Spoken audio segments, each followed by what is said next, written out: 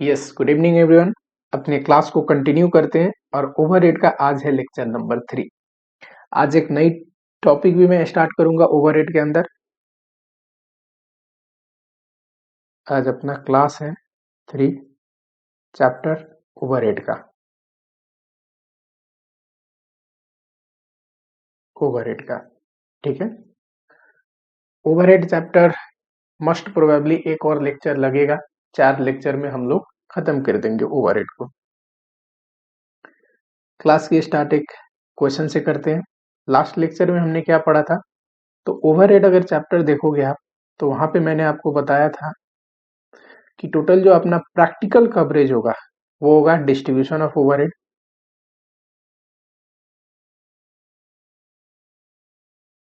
Overhead जिसमें primary secondary distribution, overhead rate कैसे निकालेंगे, है ना, और उसके बाद प्रोडक्ट पे चार्ज कैसे करेंगे, ये हमने पढ़ा था। दूसरे में मैंने बोला था ऑब्जर्प्शन ऑफ ओवरहेड,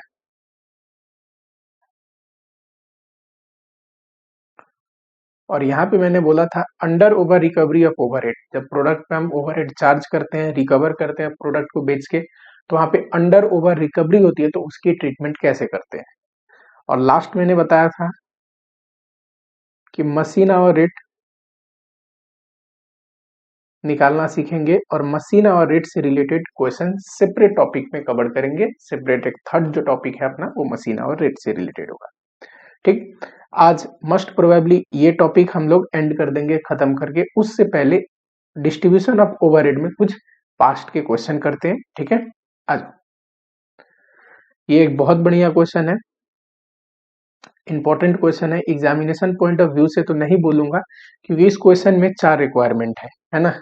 और कभी भी आपको 10 नंबर में जब पेपर आएगा तो 4 रिक्वायरमेंट नहीं पूछेगा, संभव नहीं है 4 रिक्वायरमेंट कंप्लीट करवाना।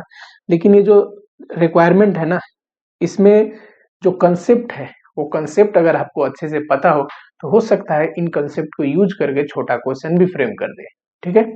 आ जाओ। ebook is an online book retailer. The company has 4 department, 2 sales department. Sales department है 2, यही इनका मेन डिपार्टमेंट है। अब ये प्रोडक्शन नहीं करते, रिटेलर है, तो ऑब्वियसली सेल्स डिपार्टमेंट ही इनका मेन डिपार्टमेंट है। एंड 2 सपोर्ट डिपार्टमेंट, कौन कौन सा? एक एडमिनिस्ट्रेटिव और दूसरा इंफॉर्मेशन सिस्टम। और ये जो 2 है, ये है सपोर्ट डिपार्टमेंट। तो ऑब्वियसली प्राइमरी डिस्ट्रीब्यूशन में ये चारों का ओवरहेड हमें निकालना होगा, जो कि ऑलरेडी प्राइमरी डिस्ट्रीब्यूशन करके यहाँ पे दिया हुआ है। ये क्या है? प्राइमरी डिस्ट्रीब्यूशन का टोटल आपको दिया हुआ है। इच डिपार्टमेंट का, इच कॉस्ट सेंटर का कितना कॉस्ट है, ये आपको निकाल के दिया हुआ है क्वेश्चन में, ठीक। उसके बाद सेकेंडरी डिस्ट्रीब्यूशन में क्या करेंगे? एडमिनिस्ट्रेटिव डिपार्टमेंट और इंफॉर्मेशन सिस्टम का जो खर्चा है दोनों डिपार्टमेंट का, ये सेल्स डिपार्टमेंट में एक कॉर्पोरेट सेल और एक consumer sale. Corporate sale business को सेल करता होगा एंड कंज्यूमर सेल रिटेल को सेल करता होगा। हमें इसका यहाँ पे कोई जरूरत नहीं है, हमें तो खर्चे बांटने हैं। उसके बाद कहता है company uses number of employee basis to allocate administrative cost. ये जो एडमिनिस्ट्रेटिव डिपार्टमेंट है, इसका खर्चा बांटने के लिए number of employee as a basis हम लेते हैं, ठीक है। एंड प्रोसेसिंग टाइम, अब इंफॉर्मेशन सिस्टम है तो प्रोसेसिंग टाइम लेते हैं इसका खर्चा बांटने के लिए, ठीक है जी। और बताओ, कह रहा है नंबर 1 में एलोकेट सपोर्ट डिपार्टमेंट कॉस्ट, यानी कि सेकेंडरी डिस्ट्रीब्यूशन करने को बोल दिया। सेकेंडरी डिस्ट्रीब्यूशन में हम क्या पढ़ते हैं कि सपोर्ट डिपार्टमेंट या सर्विस डिपार्टमेंट का खर्चा प्रोडक्शन डिपार्टमेंट में बांटना।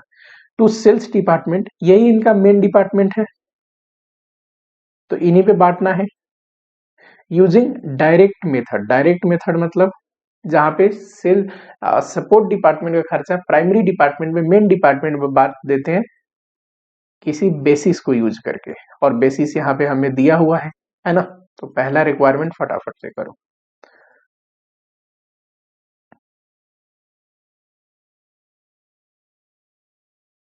पहले रिक्वायरमेंट में बोल रहा है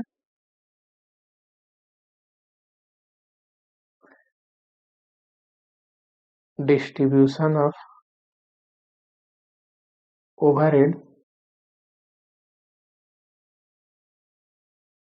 distribution of overhead of support department to sales department, यही पूछा है। टोटल 4 डिपार्टमेंट है, एक तो कॉर्पोरेट सेल, एक कंज्यूमर सेल, आपको पूरा लिखना है, ठीक है, एक एडमिनिस्ट्रेटिव डिपार्टमेंट और एक इंफॉर्मेशन सिस्टम डिपार्टमेंट। ये रहा है। अगर इनका ओवरहेड की बात करें तो ऑलरेडी आपको प्राइमरी डिस्ट्रीब्यूशन करके दे चुका है 1297 571, दूसरे का है 636 818, थर्ड का है 94,510 और लास्ट का है 3,04,720। करेक्ट? हाँ जी। अब क्या करना है हमें? हमें करना है सेकेंडरी डिस्ट्रीब्यूशन। करेक्ट? और सेकेंडरी डिस्ट्रीब्यूशन में हमें पता है एडमिनिस्ट्रेटिव डिपार्टमेंट का खर्चा जो है, यहाँ पे आप बेसिस लिख लेना, नहीं भी लिखोगे तो चलेगा, पर बेहतर क्या होगा कि हमेशा थोड़ा सा स्पेस देके यहाँ पे इंस्टीट्यूट को बता दो किस बेसिस पे बांट रहे हैं। यहाँ तो इंस्टीट्यूट ने हमें खुद ही बताया है, इसको कौन से बेसिस से बांटना है? Number of employ. Correct? Administrative department का खर्चा नंबर ऑफ एम्प्लॉय के बेसिस पे बांटना है। जरा देखो किनमें? Corporate sale and consumer sale. Number of employ ये रहे 42 एंड 28, तो 42:28 के रेशियो में बांटोगे। ठीक, 42 प्लस 28 होते हैं 70। अब 94 5 से 10 डिवाइड बाई 70 इंटू 42 करोगे तो यह आ जाएगा 56,706 और दूसरा आएगा 37,804। ठीक है, ये खर्चा बट गया। दूसरा क्या है? Information system department. इसको कैसे बांटना है? प्रोसेसिंग टाइम के अनुसार। चलो प्रोसेसिंग टाइम जरा देख के बताओगे। ये रहा 2400 एंड 2000, तो 24:20 के रेशियो में बांट दूं। कितना खर्चा है? 3,04,720 डिवाइड बाई 44 इंटू 24, तो ये पहला आ जाएगा 166,211।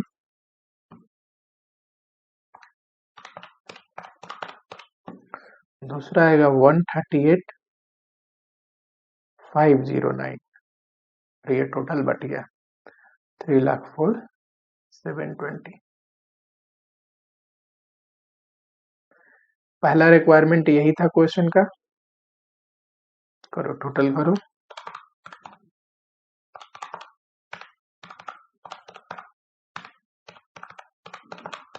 ये आएगा 15,20,668।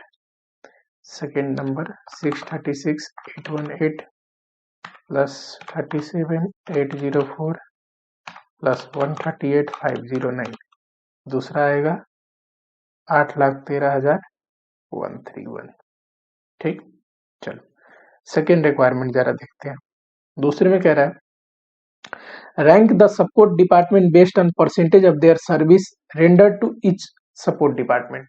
कह रहा है एक सपोर्ट डिपार्टमेंट दूसरे सपोर्ट डिपार्टमेंट का कितना सर्विस दे रहा है उसके बेसिस पे रैंकिंग करिए। यानी कि सबसे पहले तो परसेंटेज सर्विस निकालेंगे, है ना, फिर रैंक करेंगे। Use this ranking to allocate support department cost based on step down allocation. कह रहा है इसी रैंकिंग को यूज करिए जो ऊपर आपने बनाया स्टेप डाउन डिस्ट्रीब्यूशन करने के लिए। यानी कि जिसकी रैंकिंग ज्यादा आएगी उसको पहले डिस्ट्रीब्यूट करेंगे, जिसकी रैंकिंग कम आएगी उसको उसके बाद डिस्ट्रीब्यूट करेंगे स्टेप डाउन में। यही पूछ रहा है। चलो दूसरा रिक्वायरमेंट अपना है। दूसरा रिक्वायरमेंट क्या है? तो दूसरे रिक्वायरमेंट में बोल रहा है रैंकिंग करने को, तो लिखेंगे ranking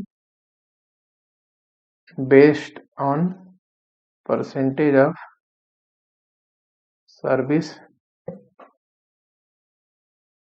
rendered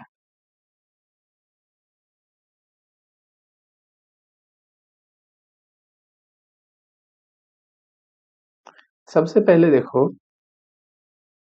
percentage service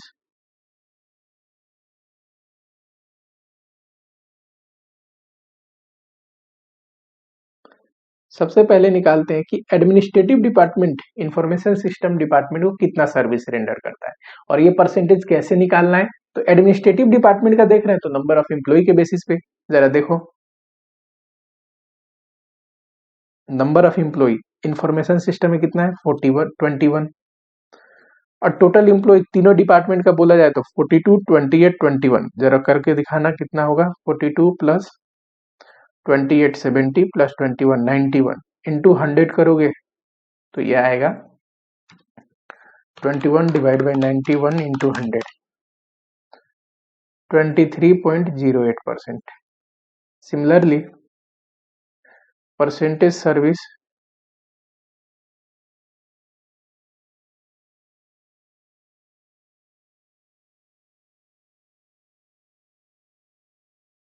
rendered by information system department to administrative department, है ना। यानी कि इंफॉर्मेशन सिस्टम एडमिनिस्ट्रेटिव डिपार्टमेंट को कितना परसेंट सर्विस अपना देता है, इसकी सर्विस निकालने के लिए प्रोसेसिंग टाइम हमें देखना चाहिए। तो देखो प्रोसेसिंग टाइम एडमिनिस्ट्रेटिव डिपार्टमेंट कितना लेता है 400, और टोटल तीनों डिपार्टमेंट का कितना है, तो इसका 24 है, इसका 2000, इसका 4 है। 24 है प्लस 2000 44 है प्लस 4 से 4800 इंटू 100, ये आएगा 8.33%। कर लेना कि कोई कैलकुलेशन एरर नहीं होनी चाहिए। हाँ जी, उसके बाद क्या बोला कि रैंकिंग, इसी रैंकिंग के बेसिस पे पहले ये रैंकिंग हाईएस्ट है तो यानी कि एडमिनिस्ट्रेटिव डिपार्टमेंट का खर्चा बांटना है, उसके बाद इंफॉर्मेशन सिस्टम का खर्चा बांटना है। कौन से मेथड से, स्टेप डाउन मेथड से। तो बता ही दिया स्टेप डाउन मेथड में पहले किसका दूसरा किसका, तो हमें कोई दिक्कत है ही नहीं। चलो स्टेटमेंट ऑफ सेकेंडरी डिस्ट्रीब्यूशन, कोई बच्चा ये ना लिख के सेकेंडरी डिस्ट्रीब्यूशन का स्टेटमेंट ये लिख सकता है statement of distribution of overhead of support department cost to main department. ये थोड़ा बड़ा हो गया, मैं शॉर्टकट में लिख दिया, इतना ही फर्क है बस। यहाँ पे corporate department, corporate sale, consumer sale, administrative department and information system department, correct. Particulars देखना जरा, इनका अपना ओवरहेड है प्राइमरी डिस्ट्रीब्यूशन से, तो इनका अपना ओवरहेड कितना है 1297 751 इतना है। 636 36 636 818, इसका 94,510 और लास्ट है 3,04,720, करेक्ट। चलो इसके बाद सेकेंडरी डिस्ट्रीब्यूशन करते हैं। बताना सेकेंडरी डिस्ट्रीब्यूशन में पहले हमें किसका खर्चा बांटना है, तो पहले एडमिनिस्ट्रेटिव डिपार्टमेंट का खर्चा बांटना है, क्योंकि इसका परसेंटेज सर्विस रेंडर्ड ज्यादा था। और स्टेप डाउन मेथड में हमें बोला क्या गया था कि जिसका परसेंटेज सर्विस रेंडर्ड ज्यादा उसका खर्चा पहले बांटो। तो पहले एडमिनिस्ट्रेटिव डिपार्टमेंट का कॉस्ट बांटना है, किस रेशियो में, तो 42:28:21 के रेशियो में, करेक्ट। बांटो जरा,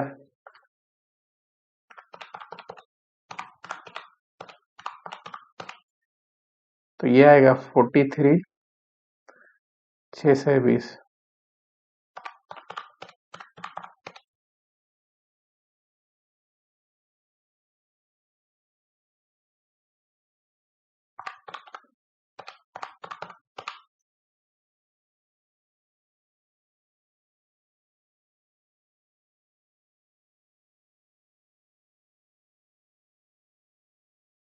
फिर इसका टोटल कर दो,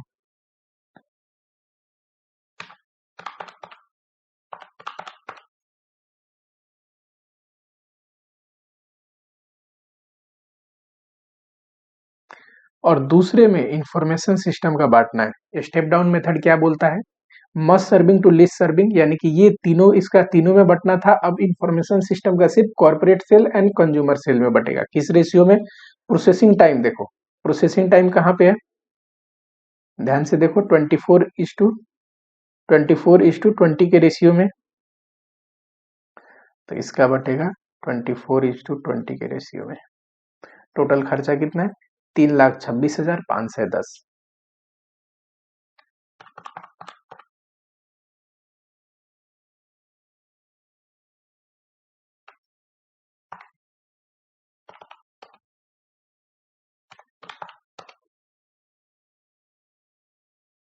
$178,107,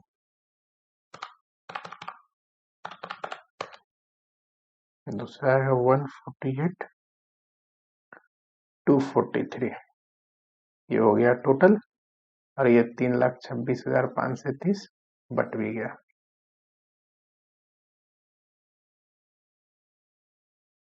अब जरा करके बताओ टोटल, 1297,751 प्लस 43,620 प्लस 171,107, तो ये टोटल आता है 15,19,478।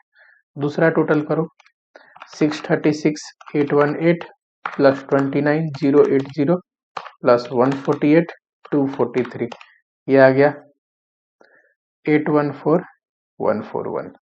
ठीक है, चलो इतना समझ में आया। थर्ड क्वेश्चन पढ़ते हैं, थर्ड रिक्वायरमेंट अपना क्या है। चलो, ये थोड़ा टाइपिंग प्रिंटिंग मिस्टेक हो गया मेरे से, 243 नहीं 423 आया था,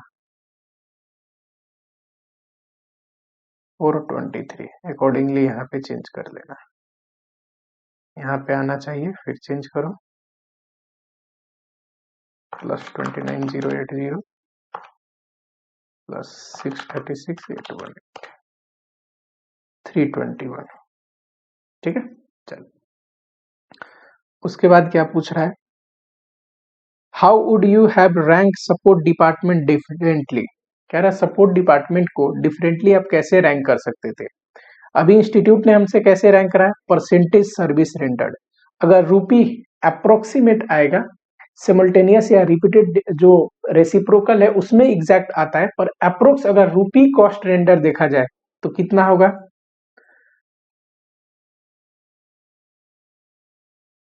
अगर रूपी कॉस्ट रेंडर देखोगे तो कितना आएगा, एक सेकेंड, ये आएगा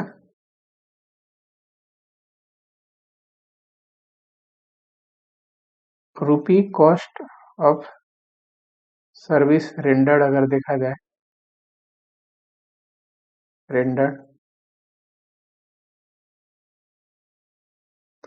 देखना जरा, तो 23.08%, और इसका टोटल खर्चा कितना है 94,510, कितना आएगा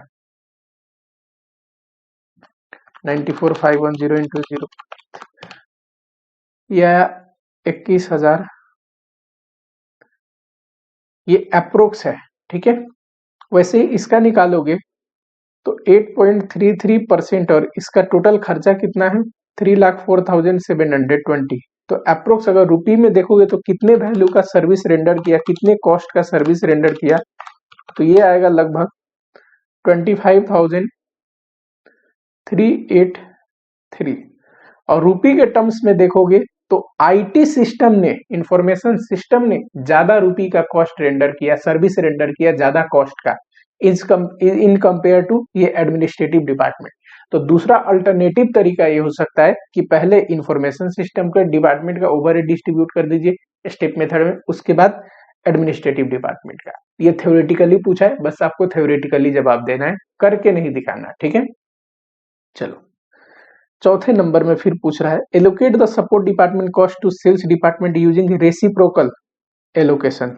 अब कह दिया रेसिप्रोकल एलोकेशन को यूज करके, जरा बताओ। चलो यहां पे थोड़ा सा मैं स्पेस ले लेता हूं रेसिप्रोकल के लिए।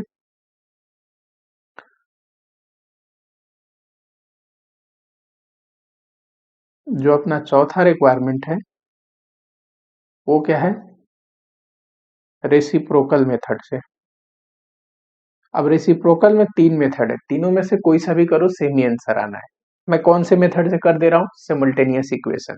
देखो जरा, एडमिनिस्ट्रेटिव डिपार्टमेंट का कितना है खर्चा, तो 94,510 प्लस एडमिनिस्ट्रेटिव डिपार्टमेंट को आईटी कितना सर्विस देता है, तो आईटी सर्विस देता है एडमिनिस्ट्रेटिव डिपार्टमेंट को 8.33, तो 8.33% ऑफ आईटी डिपार्टमेंट इसका खर्चा लेगा। वैसे ही जो इंफॉर्मेशन सिस्टम डिपार्टमेंट है इसका अपना कितना है, 3,04,720 प्लस 23.08% ऑफ एडमिनिस्ट्रेटिव डिपार्टमेंट को, बस शॉर्टकट में ए लिखो, ए। ठीक है, किसी भी एक का वैल्यू दूसरे इक्वेशन में डाल दो, चाहे ए का वैल्यू सेकेंड इक्वेशन में डाल दो या आई का वैल्यू फर्स्ट इक्वेशन में डाल दो। ठीक, पुटिंग वैल्यू ऑफ ए, ये इक्वेशन 1 है, ये इक्वेशन 2 है, from equation 1 in equation 2, in equation 2, तो क्या आएगा, i is equal to 3,04,720 plus 23.08% of A, और ए कितना है 94,510 प्लस 8.33% ऑफ आई, तो ये आएगा 3,04,720 प्लस 94,510, इसका करोगे 812.9 आ रहा है, 813 कर दे रहा हूं। ठीक है, प्लस ये देखो 0.2308 इंटू 0.0833, तो ये आया 0.0192, 4 डिजिट ले लो आई, और आई इज इक्वल टू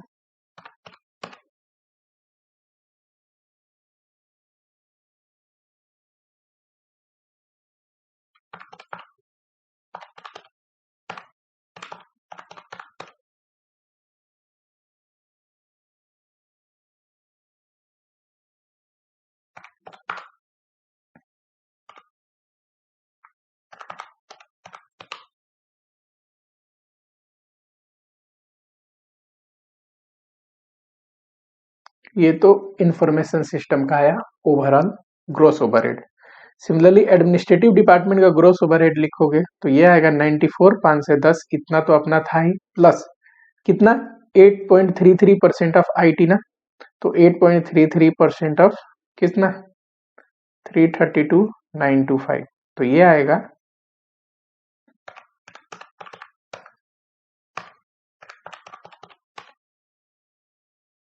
1,22,242, 243 कर दो राउंड अप करके। ठीक है, अब देखो सेकेंडरी डिस्ट्रीब्यूशन करोगे,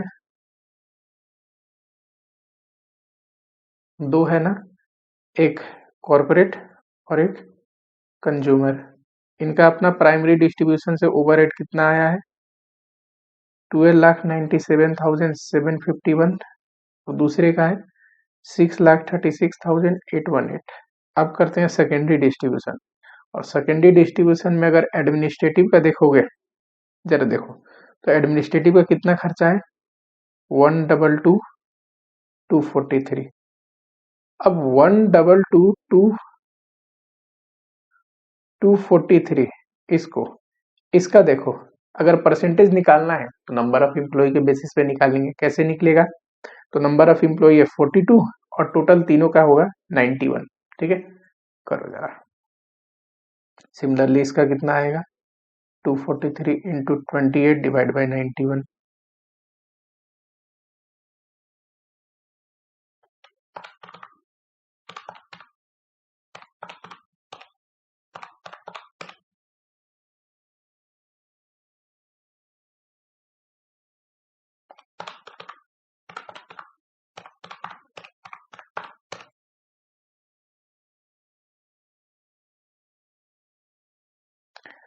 और जो दूसरा डिपार्टमेंट है इंफॉर्मेशन सिस्टम, उसका ओवरहेड कितना आया है ओवरऑल, तो उसका ओवरहेड आया है 3,32,925। इसको बांटना है परसेंटेज सर्विस रेंडर, जहां पे परसेंटेज सर्विस रेंडर कैसे निकालना है, इंफॉर्मेशन प्रोसेसिंग टाइम के बेसिस पे, प्रोसेसिंग टाइम के बेसिस पे। जरा देखो, तो ये तो टोटल ओवरहेड हो गया। टाइम का अगर परसेंटेज निकालना है तो कितना देता है, 2400 है, टोटल 4800 है। सिमिलरली 332,925 दूसरे के लिए 2000 है, 4800 है, 4800 करो फटाफट से।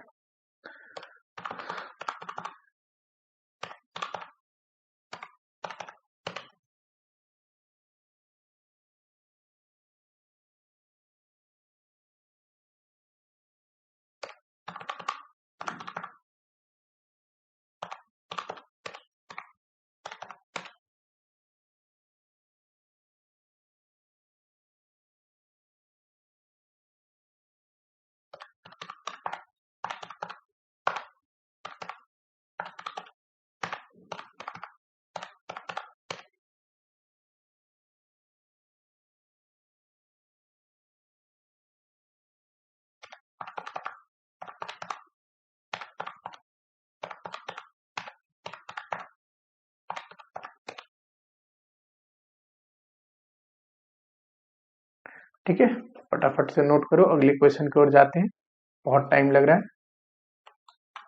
चलो ठीक है, छोटा मोटा अगर पॉइंट्स में राउंड ऑफ की वजह से चेंजेस आए, जैसे परसेंटेज पॉइंट्स में हम राउंड ऑफ कर दे रहे हैं, तो उसकी वजह से कोई दिक्कत वाली बात नहीं। इसलिए अगर आंसर भी देखोगे तो कुछ रुपए का चेंज आएगा, वो कोई दिक्कत वाली बात नहीं। ठीक है, चलो अगला क्वेश्चन देखो। 3 प्रोडक्शन डिपार्टमेंट है, P1, P2, P3 और 2 सर्विस डिपार्टमेंट है, S1 एंड S2। ठीक है, कोई दिक्कत नहीं।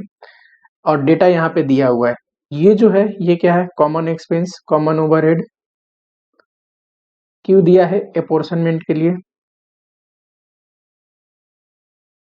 करेक्ट।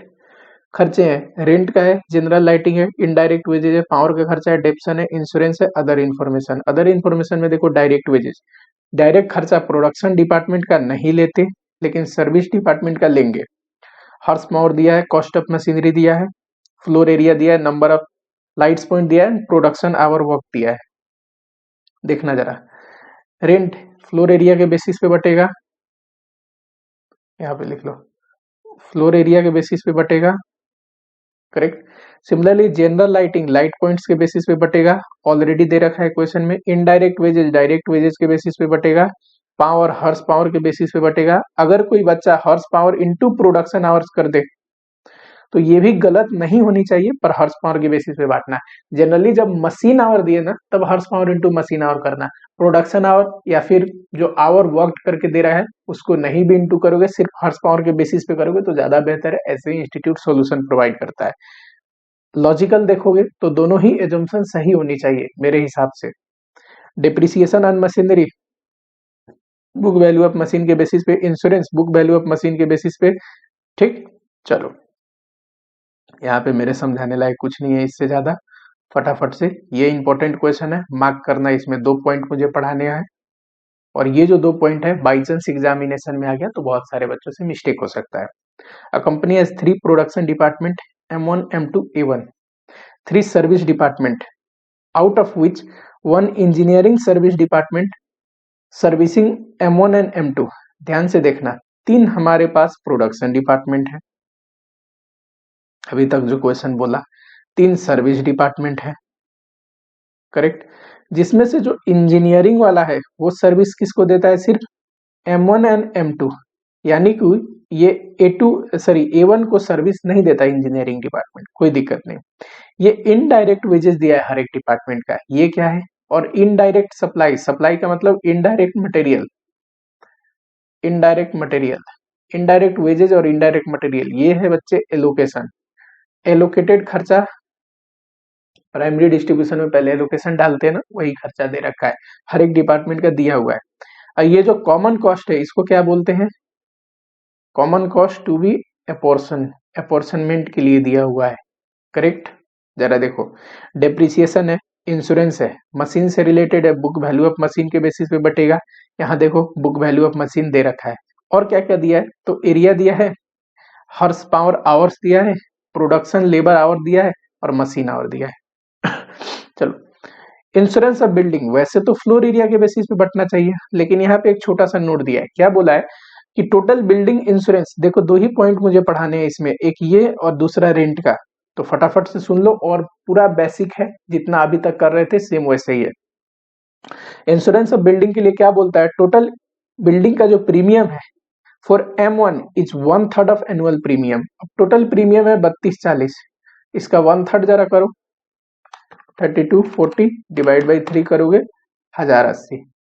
ये जो 1/3 है ना 1080, ये तो M1 के लिए है, तो बचा हुआ बैलेंस, बैलेंस जो बच गया कितना आएगा, बैलेंस आएगा 2160, ये बटेगा M2, A1 engineering, store, engineering, और लास्ट में क्या है, जनरल सर्विस। पांचों डिपार्टमेंट में ये बटेगा कैसे, फ्लोर एरिया के बेसिस पे। वैसे हम फ्लोर एरिया के बेसिस पे रेंट बांटते हैं, लेकिन जब कह रहा है, सॉरी इंश्योरेंस बिल्डिंग बांटते हैं, insurance of building floor area के बेसिस पे बांटेंगे, लेकिन जब कह रहा है कि पर्टिकुलरली 1/3 जो M1 का है, तो ये तो एलोकेशन हो गया ना, पर्टिकुलर डिपार्टमेंट का खर्चा पता है, तो उतना उस डिपार्टमेंट को दे दो, बचे हुए खर्चे किसी बेसिस पे बांट दो। पावर, हॉर्स पावर आवर्स करके दिया हुआ है, उस बेसिस पे बांटोगे। लाइट, लाइट पॉइंट्स के बेसिस पे बांटोगे। अच्छा, लाइट पॉइंट नहीं दिया है तो एरिया के बेसिस पे बांटोगे। रेंट जरा देखना, 12,675 है, 12,675।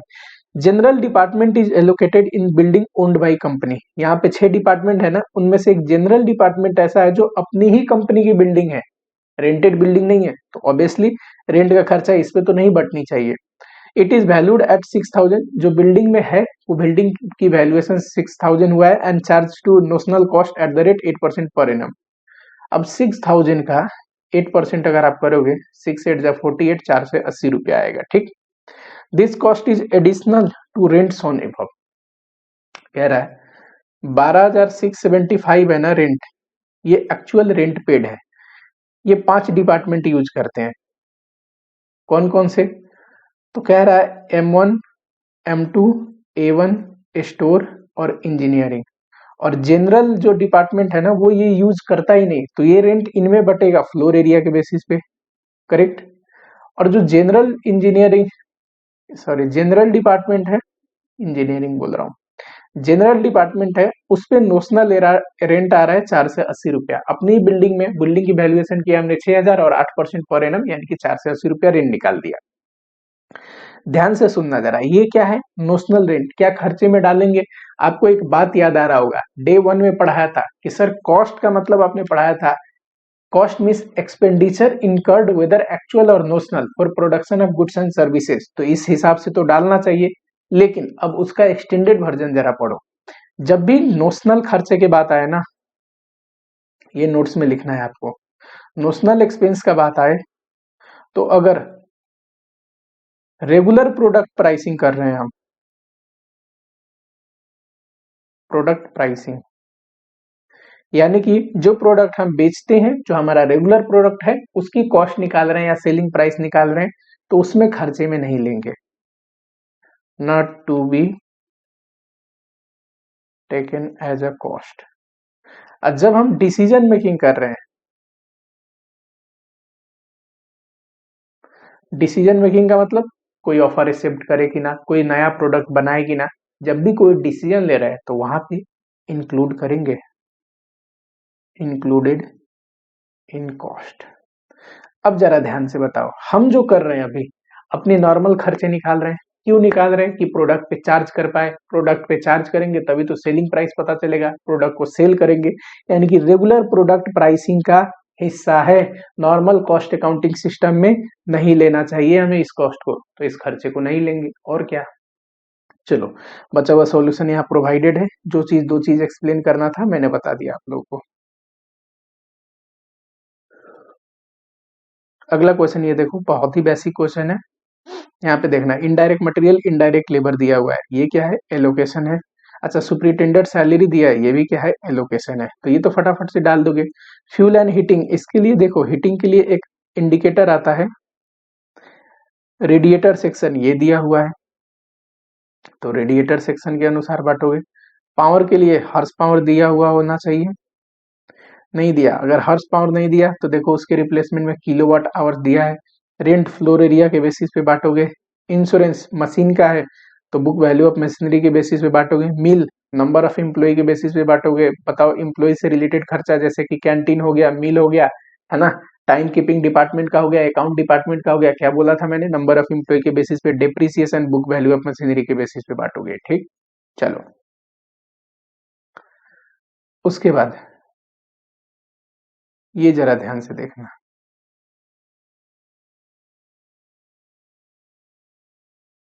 इस क्वेश्चन में यहाँ पे बेसिस दिया है, पहले पढ़ लो। Floor area, light point, cost of machinery, number of employ. एक second,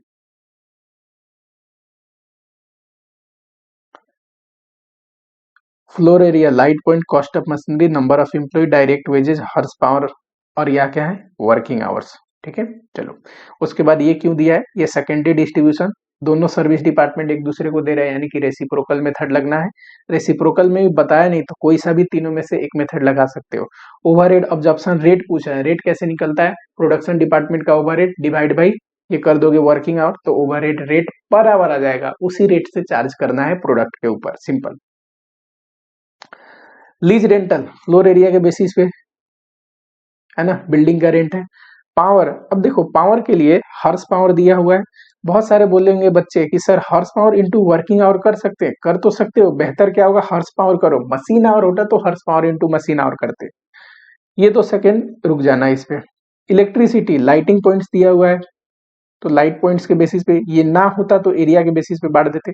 depreciation and machinery, book value of machine, depreciation and building floor area के बेसिस पे। पेरोल और कैंटीन से रिलेटेड खर्चा नंबर ऑफ एम्प्लॉय के बेसिस पे बांटोगे। ESI PF, ये मैंने बोला था नंबर ऑफ एम्प्लॉय के बेसिस पे नहीं, किसी भी इंसान का ईएसआई पीएफ का अमाउंट उसकी सैलरी पे निर्भर होता है, तो डायरेक्ट वेजेस के बेसिस पे बांटोगे। ठीक, जरा ये देखना, वेजेस टू फैक्ट्री सुपरवाइजर, ये इंपॉर्टेंट पॉइंट है। अब देखो दो एजम्पशन लिया जा सकता है कि सर फैक्ट्री सुपरवाइजर, एक तो वर्किंग आवर के बेसिस पे बांट देते हैं, क्यों, जितना घंटा जिस डिपार्टमेंट के लिए काम किया होगा, ये एजम्पशन लेके। दूसरा एजम्पशन कि सर फैक्ट्री सुपरवाइजर एक इनडायरेक्ट लेबर है, फैक्ट्री सुपरवाइजर एक इनडायरेक्ट लेबर है ना, जो कि क्या करता है, सुपरवाइज करता है जो डायरेक्ट लेबर होते हैं उनको, तो डायरेक्ट वेजेस के बेसिस पे भी बांट सकते हैं। आपने बोला था कि इनडायरेक्ट खर्चा डायरेक्ट खर्चे के बेसिस पे बांटा जा सकता है। इंस्टीट्यूट ने वर्किंग आवर के बेसिस पे बांटा है, आप एजम्पशन लेके डायरेक्ट आवर्स के भी, डायरेक्ट वेजेस के भी बेसिस पे बांटोगे, गलती नहीं होगा। ठीक है, बेहतर क्या है कि वर्किंग आवर के बेसिस पे, तो वर्किंग आवर के बेसिस पे ही बांट दो, ये तो एजम्पशन के ऊपर है। चलो, ये क्वेश्चन मैंने लास्ट क्लास में आपको करा दिया था। इसके नीचे है क्वेश्चन, इसका एक्सटेंडेड वर्जन इंस्टीट्यूट की ही बुक में है, मैंने करा दिया था, ये आपको प्रैक्टिस करना है बस। ये लास्ट क्वेश्चन गलती से यहाँ आ गया, ये क्वेश्चन है, देखो मैंने लिखा है overhead and budget, but particularly बोलूं ये बजट का ही क्वेश्चन है। यहाँ पे इसका कोई लेना देना नहीं, सिंपल बजट बनाना है और कुछ नहीं। ठीक है, तो बजटरी कॉस्टिंग में इसको हम डिटेल में पढ़ेंगे। ये सेम क्वेश्चन फिगर चेंज करके बजट में भी है।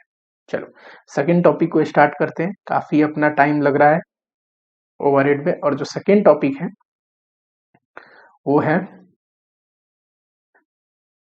Absorption of overhead. ठीक है, सेकेंड टॉपिक क्या है, ऑब्जर्प्शन ऑफ ओवरहेड। ध्यान देना, किसी भी प्रोडक्ट को जब प्राइस कर रहे हैं हम, कि एक प्रोडक्ट को बनाने में कितना खर्चा लगा होगा, तो अभी तक पीछे भी हमने ये चीज करी है पहले टॉपिक में। जो भी मटेरियल का खर्चा है लिख ले रहे हैं, जो भी लेबर का खर्चा है ये भी डाल दो, जो भी डायरेक्ट एक्सपेंस लगा है ये भी डाल दो, ये सारे को डायरेक्ट कॉस्ट कहते हैं। और उसके बाद ओवरहेड का भी खर्चा चार्ज करो, है ना, तो प्रोडक्ट का खर्चा आ जाता है टोटल कॉस्ट। और इसमें अगर आप अपना प्रॉफिट वगैरह ये सब जोड़ दोगे तो आ जाएगा सेलिंग प्राइस। करेक्ट। देखो डायरेक्ट जो खर्चे होते हैं ना ये हमें पता होता है, एलोकेटेड कॉस्ट है तो इसको एलोकेटेड कॉस्ट लिख दूं। और ये जो इनडायरेक्ट खर्चा है ना ये हमें पता तो नहीं होता है, एस्टिमेट करना पड़ता है और बजटेड बेसिस पे चार्ज करना पड़ता है, इसी को बोलते हैं ऑब्जर्प्शन। प्रोडक्ट पे खर्चे को ऑब्जर्व कराना को बोलते हैं ऑब्जर्प्शन। ये हमें पता नहीं होता, बजटेड बेसिस पे निकालते हैं, बजटेड रेट के अनुसार प्रोडक्ट पे ऑब्जर्व कराते हैं। ये कैसे निकलेगा? तो सर हम रिकवरी रेट या ओवरहेड रेट बोलते हैं, पता कर रहे हैं कि एक घंटे में किस रेट से बजटेड खर्चा लग रहा है ओवरहेड का, और जितना घंटा लगा बनाने में उससे इंटू कर दो तो आराम से आ जाएगा। अच्छा रिकवरी रेट अगर यूनिट अनुसार है, पर यूनिट है ना, पर आउटपुट, तो एक्चुअल आउटपुट से इंटू कर दो। लॉजिकल क्या है, इतने क्वेश्चन करे ओवरहेड रेट हमेशा आवर बेस्ड निकाल रहे थे, आउटपुट बेस्ड का क्वेश्चन था क्या? नहीं, ये है कि आउटपुट बेस्ड भी हम बना सकते हैं आउटपुट को एज, लेकिन आवर बेस्ड मोर अप्रोप्रिएट है। ठीक, चलो उसके बाद इसका थोड़ा डेफिनेशन लिख लो। ऑब्जर्प्शन ऑफ ओवरहेड का मतलब होता है ओवरहेड का खर्चा प्रोडक्ट पे ऑब्जर्व कराना, प्रोडक्ट पे चार्ज करना। ठीक, charging overhead expense to cost object. Cost object का मतलब कोई भी यूनिट, कोई भी जॉब जिसका हम खर्चा निकाल रहे हैं। चलो अब यहाँ पे हमने देखा ना रिकवरी रेट, तो सबसे पहले रिकवरी रेट क्या होता है? वो रेट जिससे ओवरहेड रिकवर होता है, इसी को बोलते हैं रिकवरी रेट। इसको ओवरहेड रेट भी बोल सकते हैं। ठीक, कैसे निकलता है? बजटेड ओवरहेड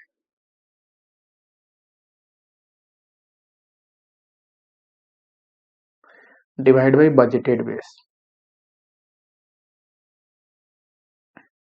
देखो इससे आगे पढ़ने से पहले एक छोटा सा कंसेप्ट समझो। मान लो ये इंसान यहाँ पे खड़ा है कॉस्टिंग पीरियड के एंड में, इसका कॉस्टिंग पीरियड 1 साल का है। मान लो साल के स्टार्टिंग में खड़ा है 1 जनवरी को और अंत है साल का 31/12, करेक्ट? इस पीरियड के स्टार्टिंग में खड़ा है, कल से प्रोडक्शन करेगा, प्रोडक्शन करेगा तो प्रोडक्ट का कॉस्ट निकालेगा, कॉस्ट निकालने के बाद प्रॉफिट जोड़ेगा, सेल प्राइस आएगा, उस सेल प्राइस पे सेल करेगा। अब साल के शुरुआत से ही प्रोडक्ट बनेंगे और प्रोडक्ट बिकेंगे भी, लेकिन एक्चुअली में इसमें जो खर्चे डालने हैं, हमें कॉस्ट निकालने हैं, मैं बोल रहा हूँ कॉस्ट निकालेगा, इसमें सिर्फ डायरेक्ट कॉस्ट ही है जो हमें एक्चुअली में पता होता है कि पर यूनिट ऑफ प्रोडक्ट में कितना लग रहा है, ये चीज तो मैंने आपको बताई थी। और ओवरहेड हमें एक्चुअल में पता नहीं होता, तो हम क्या करते हैं, ओवरहेड को बजटेड ओवरहेड निकालते हैं और बजटेड बेस से डिवाइड करके एक रेट निकाल लेते हैं। ये जो रिकवरी रेट है ना, ये खुद में एक बजटेड रेट है ना?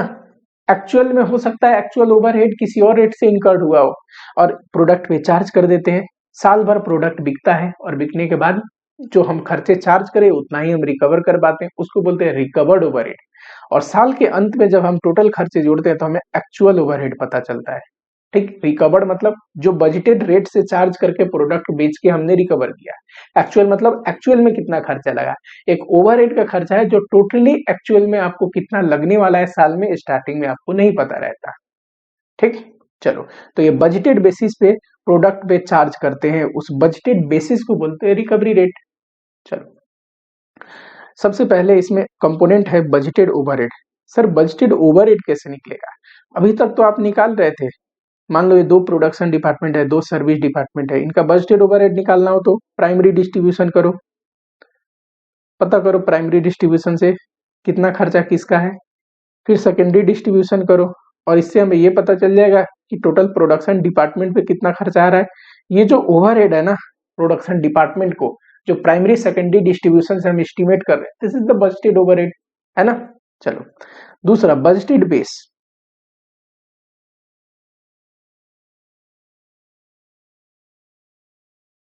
ठीक है, कुछ चीजें मैं शॉर्टकट में लिखता हूं, जैसे ये बजटेड ओवरहेड लिखा, ये शॉर्टकट में लिखा कि टाइम बच जाए, आपको पूरा लिखना है। ठीक है, बजटेड बेस, बेस कुछ भी हो सकता है, बेस आउटपुट भी हो सकता है, फिजिकल यूनिट, आवर्स भी हो सकते हैं बेस, एंड परसेंटेज बेस भी हो सकता है। ये 3 बहुत ही कॉमन है जिसमें से आवर जनरली यूज किया जाता है।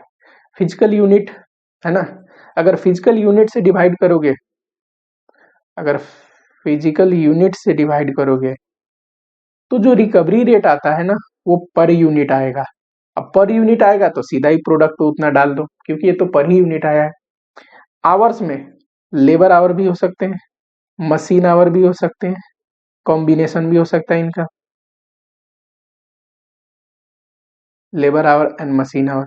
कॉम्बिनेशन का मतलब मान लो एक डिपार्टमेंट लेबर इंटेंसिव है तो उसका लेबर आवर के रेट से निकाल दिया हमने, दूसरा डिपार्टमेंट मशीन इंटेंसिव है, मशीनों से वहां पे ज्यादातर काम हो रहा है तो उसका खर्चा अगर एस्टिमेट करना है, हमें रिकवरी रेट निकालनी है तो मशीन आवर के रेट से निकाल दिया, है ना। अक्सर हमने जितने भी क्वेश्चन कर रहे थे उसमें क्या था, कोई डिपार्टमेंट लेबर आवर था, कोई डिपार्टमेंट मशीन आवर के रेट से निकाल रहे थे। परसेंटेज बेस यानी कि certain percent of direct material या certain percentage of direct labour या even certain percentage of prime cost ऐसे एस्टिमेट कर सकते हैं, है ना। चलो उसके बाद आता है, अभी हमने क्या पढ़ा, ऑब्जर्प्शन क्या होता है मीनिंग में, और सबसे पहले रिकवरी रेट। अब पढ़ने जा रहे हैं अंडर ओवर रिकवरी।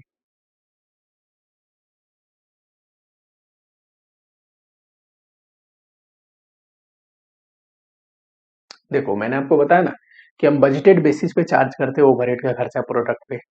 अब जितना भी ओवरहेड का खर्चा बजटेड बेसिस पे चार्ज किया हमने,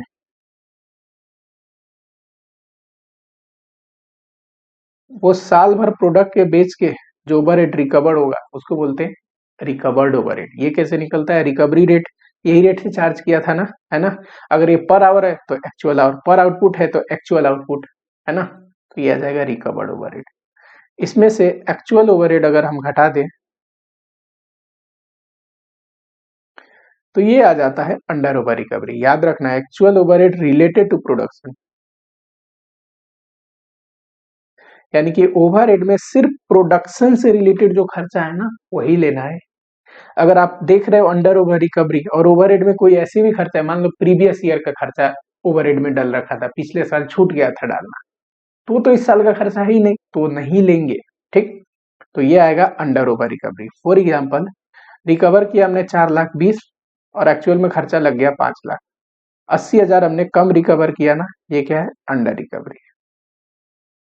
वैसे ही ओवर रिकवरी भी आ सकती है, अंडर रिकवरी को ब्रैकेट में डाल दो, ओवर रिकवरी डालो। नोट, पहला नोट तो ये लिखो कि जो एक्चुअल ओवरहेड है वो सिर्फ प्रोडक्शन से रिलेटेड होना चाहिए। Actual overhead does not include जो भी अब नॉर्मल कोई कॉस्ट है, प्रीवियस ईयर का कॉस्ट है, ये एक्चुअल ओवरहेड में नहीं इंक्लूड होंगे। फॉर एग्जांपल कॉम्पेंसेशन, कई बार कॉम्पेंसेशन पे करना पड़ता है किसी भी रीजन से, किसी इंसान को, किसी सप्लायर को, है ना। तो कॉम्पेंसेशन का जो खर्चा है मान लो एक्चुअल ओवरहेड में है तो प्रोडक्शन से रिलेटेड खर्चा नहीं है, उसको नहीं लेंगे, एक्चुअल ओवरहेड से हटाना पड़ेगा उसको। Similarly paid due to court order, court के ऑर्डर की वजह से हमें पे करना पड़ा कोई खर्चा, है ना। कई बार लेबर स्ट्राइक होता है ना, उनको पेमेंट करनी पड़ती है ये चीजें सेटल करने के लिए। प्रायर पीरियड आइटम, कोई खर्चा था पिछले पीरियड का था, पिछले पीरियड में रिकॉर्ड होना रह गया था, इस बार रिकॉर्ड किया तो खर्चा इसमें तो दिखेगा पर हमें लेना नहीं है इसमें। वैसे ही ऑब्सोलेट आइटम रिटर्न ऑफ, कोई मटेरियल है आउटडेटेड हो गया था, हमने राइट ऑफ कर दिया, उसका लॉस इसमें तो दिखेगा क्योंकि हमने राइट ऑफ किया, ओवरहेड में दिख सकता है, लेकिन उसको लेना नहीं है अगर ओवरहेड में जुड़ा है तो। हमें सिर्फ प्रोडक्ट बनाने से रिलेटेड जो ओवरहेड का खर्चा है ना वो लेना है। समझ में आया क्या? चलो अंडर ओवर रिकवरी तो आ गई, लेकिन हम सिर्फ अंडर ओवर रिकवरी नहीं पढ़ रहे, क्या पढ़ने जा रहे हैं? ट्रीटमेंट। इस अंडर ओवर रिकवरी को करना क्या है, याद रखना, अगर अंडर रिकवरी है ना तो ये आपके लिए लॉस है, और ओवर रिकवरी है ना तो ये आपके लिए गेन है। कैसे?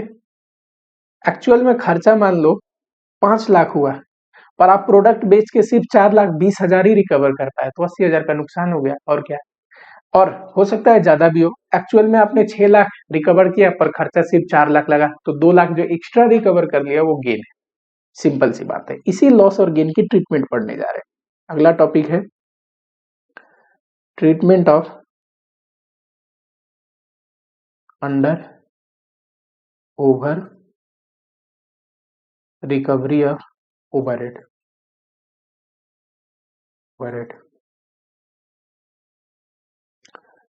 3 ट्रीटमेंट है, जिसमें से तीसरे ट्रीटमेंट पे तो क्वेश्चन आता ही आता है। पहला, कॉस्टिंग पीएल में भेज दो। ये क्या होता है कि अंडर रिकवरी, अंडर रिकवरी क्या है अपने लिए? लॉस है, अभी मैंने बताया था। तो लॉस को क्या करते हैं? डेबिट करते हैं, तो डेबिट टू कॉस्टिंग पीएल। अच्छा, सिमिलरली ओवर रिकवरी, ये अपने लिए गेन है, तो क्रेडिट करेंगे गेन को। ठीक है, सेकेंड अप्रोच देखो। दूसरा तरीका है transfer to next costing period. मतलब बीडीसीडी करके अगले पीरियड में ट्रांसफर कर दो। एक एग्जांपल देता हूं, जैसे ये देखना, अभी समझ में नहीं आएगा क्योंकि आपने कॉस्ट अकाउंटिंग सिस्टम चैप्टर नहीं पढ़ा है, पर यहाँ पे नोट कर लो, जब वहां पे पढ़ोगे सारा लॉजिक क्लियर हो जाएगा। जो ओवरहेड का खर्चा होता है ना सॉरी, वो हम डेबिट करते हैं। अब डेबिट करते हैं तो बैंक अकाउंट से जनरली खर्चा होता क्या है कि डेबिट करोगे, कोई भी एक्सपेंस होगा तो overhead account debit to bank, है ना। लेकिन कॉस्ट अकाउंटिंग सिस्टम में एक जनरल लेजर कंट्रोल अकाउंट खोला जाता है, क्योंकि हम नॉन इंटीग्रल अकाउंटिंग सिस्टम बनाते हैं। और ये चीज आपको बाद में समझ में आएगी, फिलहाल के लिए समझ जाओ ये बैंक अकाउंट है। आज अब प्रोडक्ट पे चार्ज करते हैं टू WIP, ये क्या है? रिकवर्ड। अब बताओ, ये एक्चुअल है, ये रिकवर्ड है, इन्हीं का डिफरेंस है ना अंडर ओवर रिकवरी। तो यहां आया बैलेंस सीडी, या फिर यहां आएगा बैलेंस सीडी। ये जो आया ये ओवर रिकवरी है, ये जो आया ये अंडर रिकवरी है। अब करना क्या है, ये बैलेंस BDCD नेक्स्ट पीरियड में कैरी फॉरवर्ड होंगे, फिर अगले पीरियड में भी अंडर ओवर रिकवरी होगा, एडजस्ट हो जाएगा लेजर में। थर्ड जो है use of supplementary rate.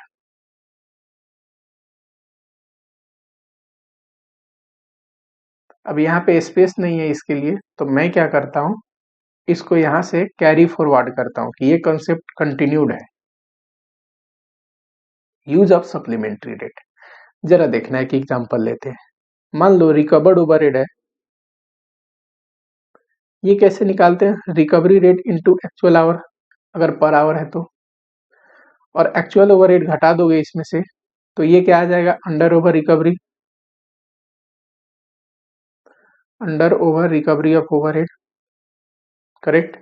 Example में अपना ओरिजिनल जो एग्जाम्पल मैंने लिया था, 4,20,000 रिकवर हुआ, 5 लाख लग गया, तो 80,000 जो है ये क्या है? Under recovery. ये अपना नुकसान है। ये दो रीजन से हो सकता है, एक तो नॉर्मल रीजन होते हैं, कुछ अब नॉर्मल रीजन होता है। अब नॉर्मल रीजन का मतलब हुआ, फॉर एग्जाम्पल एग्जाम में बोलता है 1/3 इसका, या फिर 1/4 अब नॉर्मल रीजन की वजह से हुआ है, यानी कि 20,000। 80,000 का 1/4 कितना होगा? 20,000। जैसे कि ड्यू टू प्लानिंग फेलियर, हमारे प्लानिंग फेलियर की वजह से, प्लानिंग में डिफेक्ट होने की वजह से ये अंडर रिकवरी होना पड़ा, तो ये तो हमारी नुकसान है। क्या करेंगे? Debit to costing PL.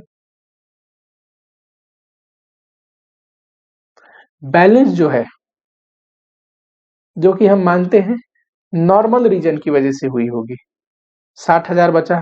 80,000 में से अगर 20,000 कॉस्टिंग पीएल में भेज दिया, 60,000 बचा, इसको सप्लीमेंट्री रेट लगाते हैं। और सप्लीमेंट्री रेट का फॉर्मूला है, ये जो बैलेंस ओवरहेड है वो डिवाइड बाई प्रोडक्शन यूनिट। फटाफट नोट्स लिख लो, है ना, उसके बाद क्वेश्चन कराऊंगा, एकदम हलवा लगेगा, हलवा। प्रोडक्शन यूनिट कैसे निकलता है? तो प्रोडक्शन यूनिट निकलता है, सोल्ड यूनिट ले लो इतना, उसमें क्लोजिंग स्टॉक जोड़ दो, ओपनिंग स्टॉक हटा दो। देखो इतना बेचा, इतना है, तो टोटल ये क्वांटिटी, इतना ऑलरेडी था घटा दिया तो बचा हुआ क्या, प्रोड्यूस किया होगा, प्रोडक्शन यूनिट। याद रखना क्लोजिंग स्टॉक फिनिश गुड्स का लिया जाता है, क्लोजिंग स्टॉक कई बार डब्ल्यूआईपी का भी होता है। तो डब्ल्यूआईपी का क्लोजिंग स्टॉक होगा ना, तो हमेशा आपको इक्विवेलेंट यूनिट लेना है, इक्विवेलेंट यूनिट्स। क्वेश्चन कराऊंगा तो ये पॉइंट आएगा, फिलहाल के लिए यहाँ पे लिख लो, ठीक। चलो, और ट्रीटमेंट क्या होगा, तो ट्रीटमेंट होता है अगर अंडर रिकवरी है, अंडर रिकवरी है, नुकसान है ना, तो कॉस्ट में ऐड कर देंगे। सोल्ड यूनिट का कॉस्ट ऑफ गुड्स सोल्ड की कॉस्ट में ऐड करेंगे। क्लोजिंग स्टॉक जो बचा है फिनिश गुड्स और डब्ल्यूआईपी, तो फिनिश गुड्स वाले हिस्से में फिनिश गुड्स के कॉस्ट में जुड़ेगा, डब्ल्यूआईपी के हिस्से में जो आएगा ओवरहेड वो डब्ल्यूआईपी के कॉस्ट में जुड़ेगा। तो under recovery add to cost, किस किस के, कॉस्ट ऑफ गुड्स सोल्ड के लिए, क्लोजिंग स्टॉक फिनिश गुड्स का तो फिनिश गुड्स में, एंड साथ ही में डब्ल्यूआईपी तो डब्ल्यूआईपी के कॉस्ट में। अगर अंडर रिकवरी कॉस्ट में जुड़ता है जाके, तो ओवर रिकवरी क्या होगा, रिड्यूस होगा कॉस्ट से। हम क्या मानते हैं ओवर रिकवरी को, recovery of cost, reduce from cost of goods sold, sold unit के हिस्से में जो आएगा। जो फिनिश गुड्स के हिस्से में आएगा वो closing stock of finish goods के कॉस्ट में से घटेगा, जो डब्ल्यूआईपी के हिस्से में आएगा वो डब्ल्यूआईपी के कॉस्ट से घटेगा, ठीक। ओपनिंग स्टॉक का कंसेप्ट नहीं आएगा क्वेश्चन में, इसी ईयर के स्टॉक पे चार्ज कर देना है। चलो क्वेश्चन देखिए जरा, बहुत बेसिक क्वेश्चन आता है, जितना डिटेल में हम लोग पढ़ रहे हैं उस हिसाब से आपको लगेगा एकदम इंस्टीट्यूट का कोई लेवल ही नहीं है क्वेश्चन पूछने का। पढ़ाई बस बढ़िया से करो, उसके बाद तो बचा हुआ छोड़ दो मेरे पे।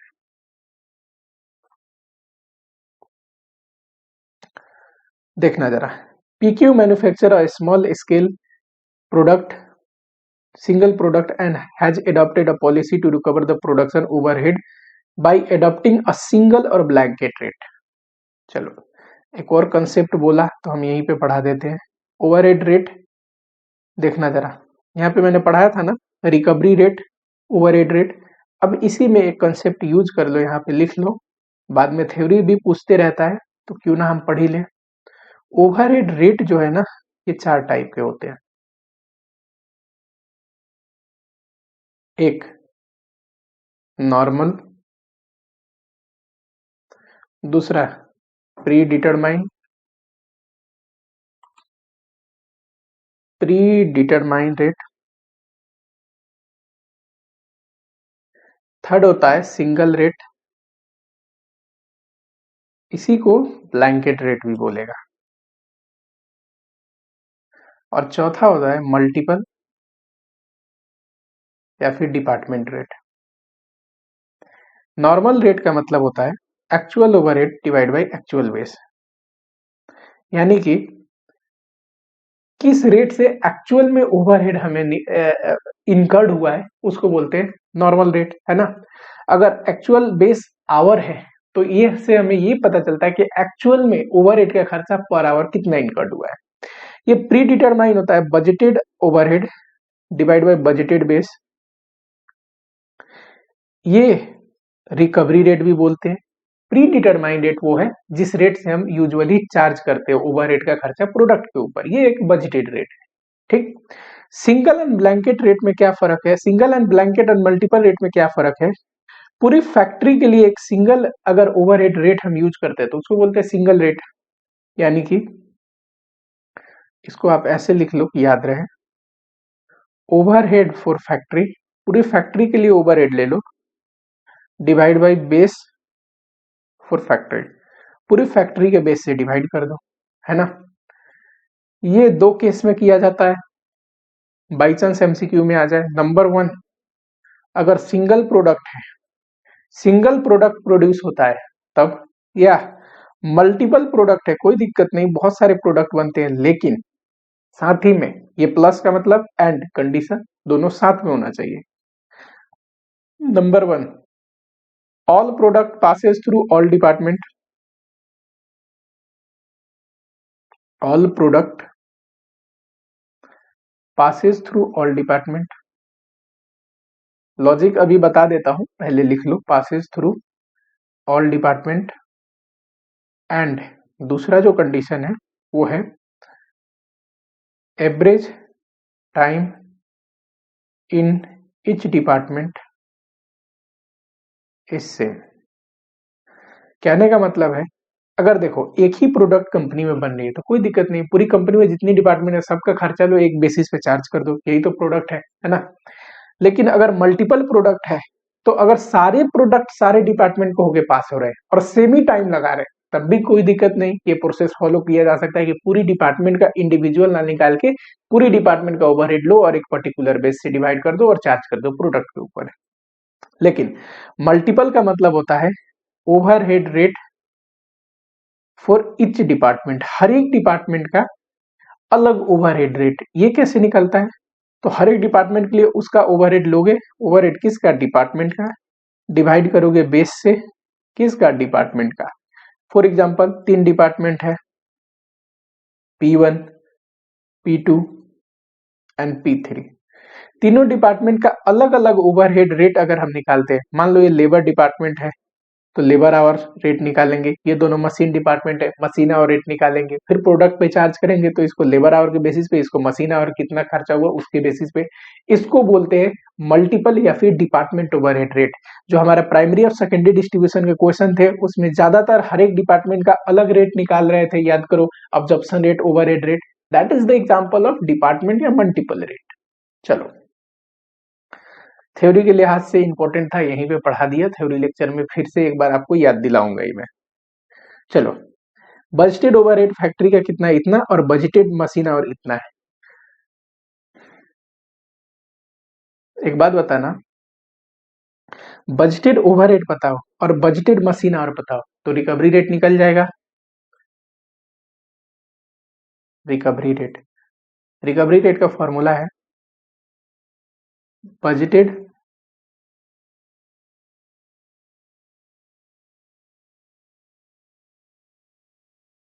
Budgeted overhead divide by budgeted machine our. ये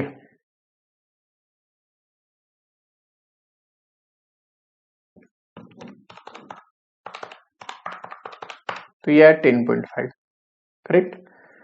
अब देखो कह रहा है फॉर द पीरियड, अब जो 6 मंथ हम बता रहे हैं उसमें एक्चुअल प्रोडक्शन ओवरहेड ये है एक्चुअल ओवरहेड, और इस खर्चे में ये जुड़े हैं amount included in production overhead, क्या, paid as per court order, तो ये तो प्रोडक्शन से रिलेटेड ओवरहेड है ही नहीं। एक्सपेंस ऑफ प्रायर पीरियड, ये भी नहीं है। Paid to worker as a strike period award, ये भी नहीं है। Obsolete store item written off, ये भी नहीं है, तो ये घटाना है, तो ये घटाने के बाद कितना आएगा, तो 679 है, और ऐसे 45 प्लस 10 प्लस 42 प्लस 18, ये टोटल हो गए 1,15,000। 1,15,000 ऐसे खर्चे हैं ना जो इसमें जुड़े तो हैं लेकिन प्रोडक्शन से रिलेटेड नहीं है, तो ये जब घटा दोगे तो टोटल में आना चाहिए 564 जो है ना, ये actual overhead related to production है। फिर ऊपर से प्रोडक्शन यूनिट, ये क्यों दिया है, सप्लीमेंट्री रेट निकालने के लिए। देखो, फिनिश गुड्स प्रोडक्शन किया हमने इतना, लेकिन सेल किया 18,000, तो यानी कि 22,000 जो बनाया उसमें सोल्ड यूनिट है 18,000 और 4,000 क्लोजिंग स्टॉक होगा, करेक्ट। और WIP जो है ना वो 16,000 यूनिट है लेकिन 50% कंप्लीटेड, तो मैंने WIP के लिए बोला इक्विवेलेंट प्रोडक्ट लेना है, यानी कि कंप्लीटेड यूनिट के टर्म्स में लेना है। तो 16,000 अगर 50% कंप्लीटेड है तो परसेंटेज कंप्लीशन से इंटू करोगे तो 8,000 ये भी आएगा इक्विवेलेंट यूनिट। ठीक, उसके बाद एक्चुअल मशीन आवर कितना है, 48,000, ठीक है, कोई बात नहीं। और it is reveal that 1/4 of under absorption due to defective production policy, ये क्या है, अब नॉर्मल रीजन है। पूछ क्या रहा है, under over, determine the amount of under absorption of overhead, accounting treatment बताइए और एपोर्शनमेंट करके बताइए, ठीक है, कोई बात नहीं। चलो, रिकवरी रेट निकाल लिया, अब अंडर ओवर रिकवरी निकालते हैं। Under over recovery of overhead, चलो, रिकवर्ड ओवरहेड सबसे पहले लिखोगे। रिकवर्ड ओवरहेड कैसे निकलता है? Recovery rate into actual our, है ना।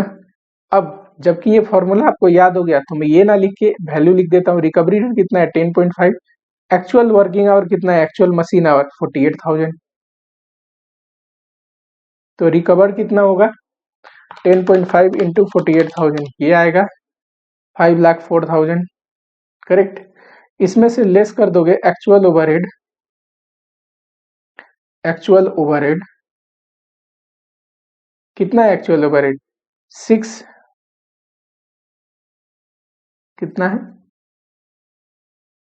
सर? 679 तो है, लेकिन इसमें से 1,15,000 क्या है?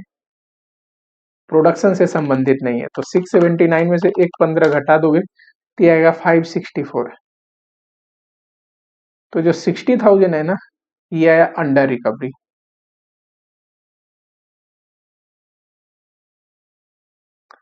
पूछ रहा है अंडर ओवर रिकवरी का ट्रीटमेंट।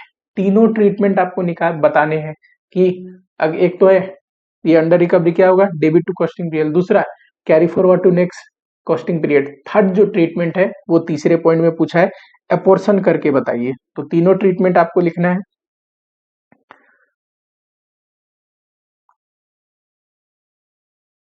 ट्रीटमेंट इसमें एक नंबर लिखोगे debit to costing period. Under recovery of 60,000 shall be debited to costing period. दूसरा transfer to next costing period.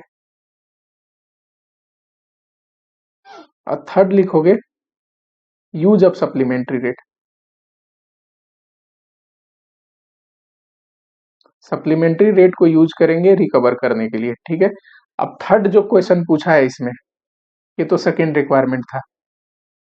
Third जो रिक्वायरमेंट है, थर्ड उसमें पूछा है सप्लीमेंट्री रेट यूज करके बताइए।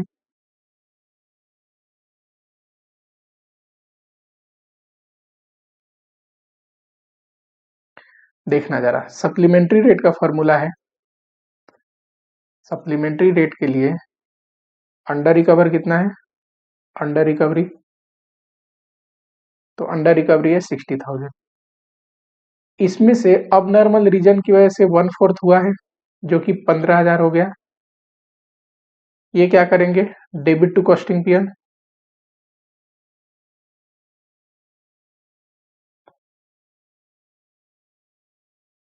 और जो बैलेंस है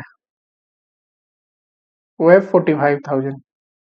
तो सप्लीमेंट्री रेट कैसे निकलेगा? 45,000 डिवाइड बाई प्रोडक्शन यूनिट, है ना। प्रोडक्शन यूनिट कैसे निकलेगा जरा बताओ। यहाँ पे हमने देखो, sold unit plus closing stock of finish goods plus equivalent unit of WIP। 18 plus 4 22 और 8 30, 30,000। तो ये आ जाएगा 1.5। करेक्ट। अपॉर्शनमेंट बोलो। अपॉर्शनमेंट देखो, यहाँ पे सोल्ड यूनिट है, क्लोजिंग स्टॉक है फिनिश गुड्स वाला, और WIP है। इनके यूनिट्स कितने हैं? तो सोल्ड 18,000, ये 4,000, और ये इक्विवेलेंट यूनिट है 8,000। इनके हिस्से में कितना आएगा बताओ। ये 1.5 रुपए के रेट से रिकवर करना है। 18,000 इंटू 1.5 करोगे तो 27,000 आएगा। 4,000 1.5 6,000 आएगा, और ये आएगा 12,000। ठीक, तो टोटल 45,000 हो गया, बट गया इसमें, और ये टोटल 30,000 है। पर यूनिट पता था, यूनिट से इंटू कर दिया तो ये आ गया। चलो, अंडर रिकवरी थी, तो अंडर रिकवरी थी क्या करेंगे? रिमार्क बोलो। अंडर रिकवरी थी, इसको क्या करेंगे? Add to cost of good sold. जो बिक गए गुड उनके कॉस्ट में जोड़ेंगे। ये add to closing stock, cost of closing stock, add to cost of WIP। यही है ट्रीटमेंट। चलो, इसके बाद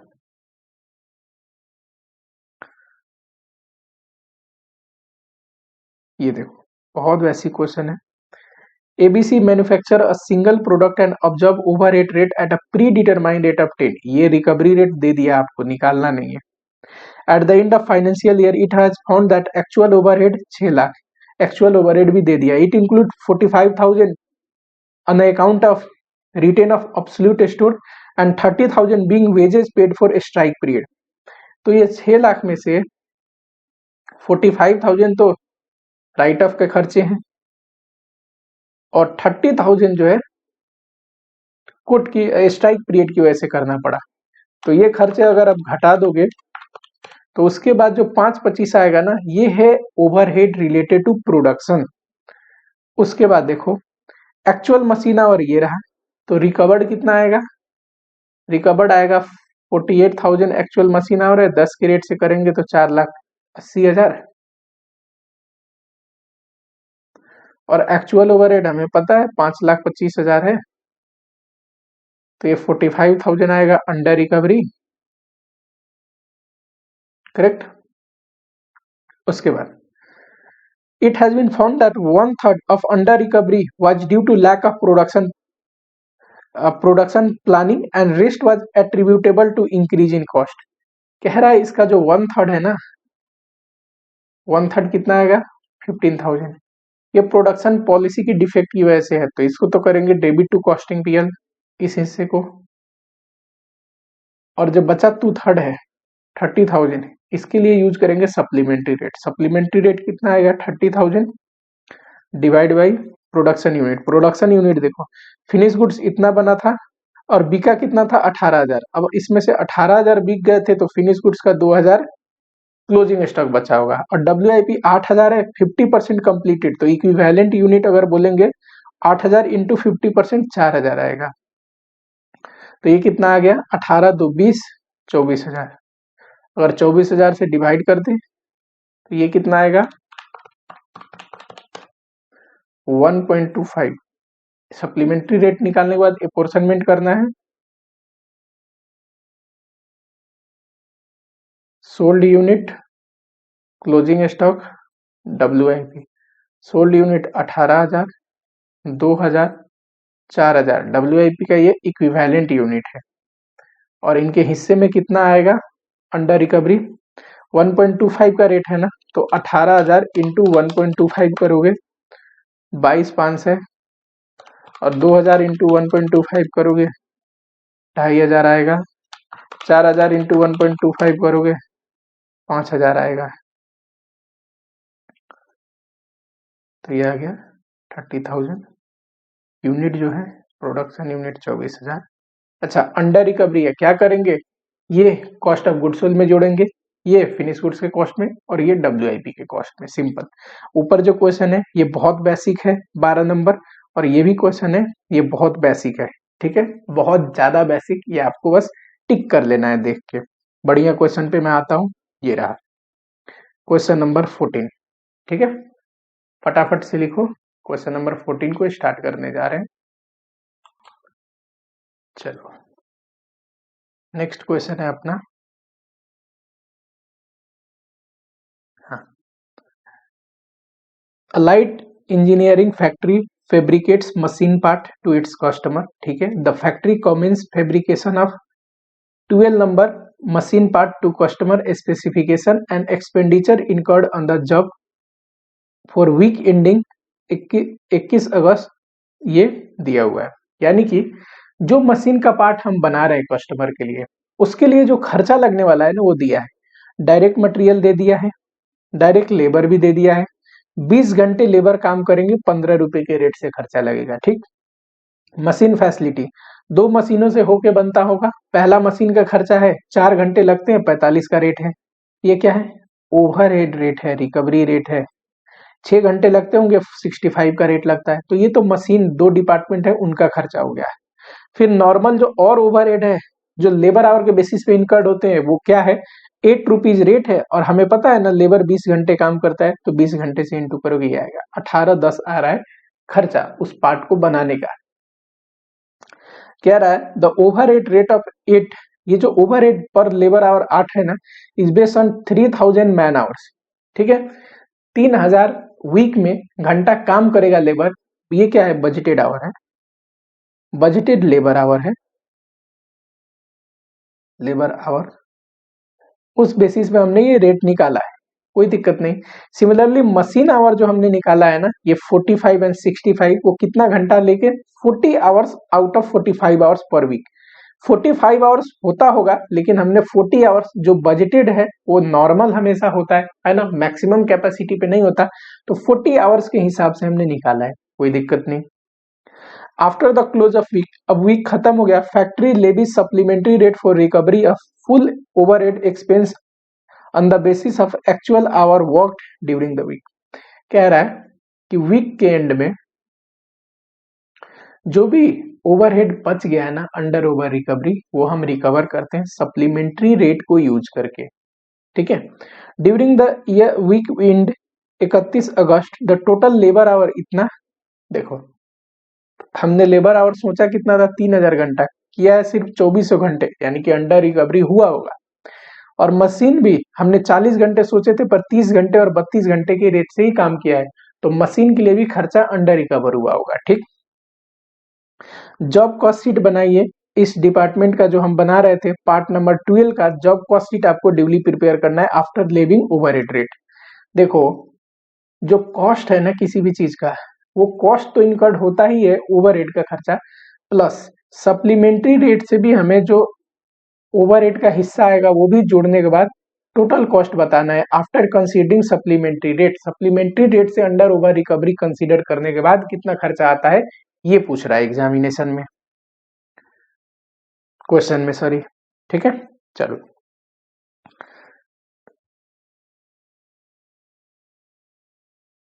सबसे पहले हमें क्या करना चाहिए,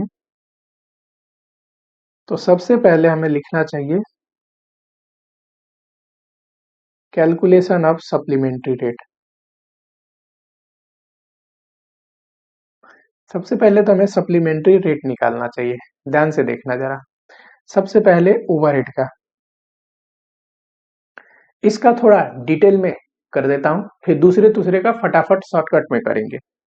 अंडर ओवर रिकवरी निकालना हो, अंडर रिकवरी सप्लीमेंट्री रेट के लिए अंडर रिकवरी चाहिए, 24 घंटा काम किया 8 रुपए के रेट से इतना, लेकिन एक्चुअल में कितना लगा होगा, तो हमने सोचा था देखो 3000 काम करेंगे 8 रुपीज के रेट से, 3 8 जा 24, ये 2400 इंटू 8, ये आया 19200।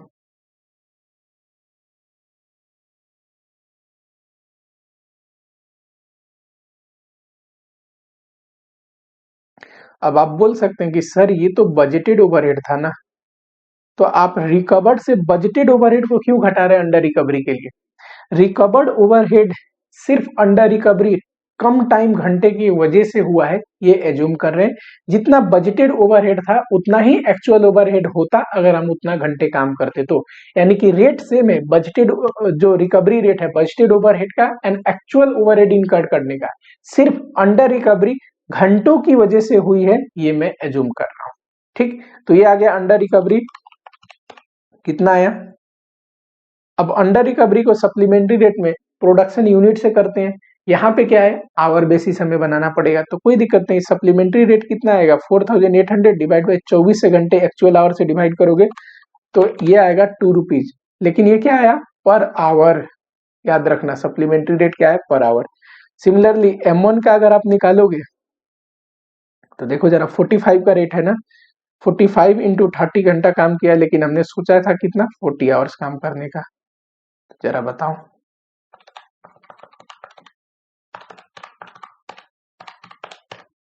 15 रुपीज रेट आया। सिमिलरली M2 का देखो 32.5 आवर्स हमने सोचा था काम, हमने काम किया, लेकिन सोचा कितना था 40 आवर्स काम करने का, तो इतना डिफिशियंसी है, अंडर रिकवरी हुई होगी 32.5 इंटू 65 डिवाइड बाई 32.5, ये भी 15 का रेट आया, करेक्ट। अब जॉब कॉस्ट बनाओ, दूसरा जो रिक्वायरमेंट है कॉस्ट शीट। हमें पता है डायरेक्ट मटेरियल दिया हुआ है, डायरेक्ट लेबर भी दिया है, जितना खर्चा लगा है एक्चुअल में वो तो लिख लो फटाफट। 780, डायरेक्ट लेबर है 300, मशीन फैसिलिटी उसमें M1 M2 इनका खर्चा दे रखा है 180। ये सारे खर्चे जो दे रखे हैं वही मैं लिख रहा हूँ, ठीक है, ये एक्चुअल कॉस्ट है। सप्लीमेंट्री रेट तो मैं अभी थोड़ी देर में लगाऊंगा। 8 रुपीज का रेट था, 20, 160 टोटल करना।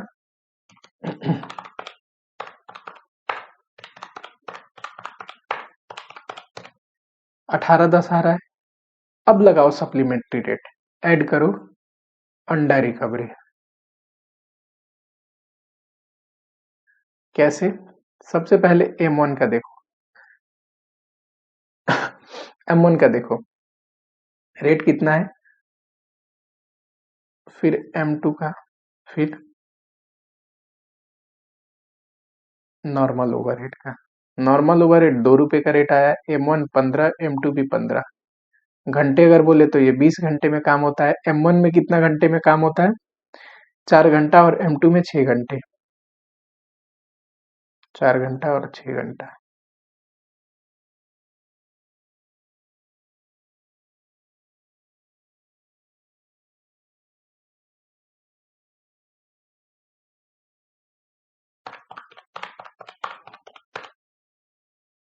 दो हजार ये आया टोटल कॉस्ट, सप्लीमेंट्री रेट जोड़ने के बाद, अंडर रिकवरी इसके हिस्से का इस पे डालने के बाद। ठीक है,